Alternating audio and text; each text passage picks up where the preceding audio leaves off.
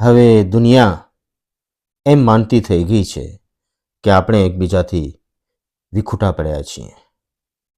પણ વિયોગમાં આપણે કેવા યોગનો આનંદ માણી રહ્યા છીએ એમને નહીં સમજાય.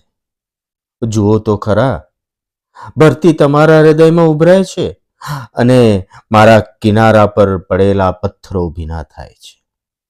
પ્રેમની અગરબત્તી તમારા મહેલમાં બળે છે અને સુવાસ મારી પાસે પહોંચે છે. દીપક તમારા દીવાનખાનામાં જલે છે, એનો પ્રકાશ મારી ઝૂંપડીમાં પહોંચે છે. અને એ લોકો કહેવા લાગ્યા છે કે મારા હોઠ ફિક્કા પડતા જાય છે. પણ મારે એમને કેમ સમજાવું કે જે હું આપને ચુંબન કરવાનું મન થાય છે કે મારા હોઠની લાલી તમારા હોઠમાં પહોંચી જાય છે.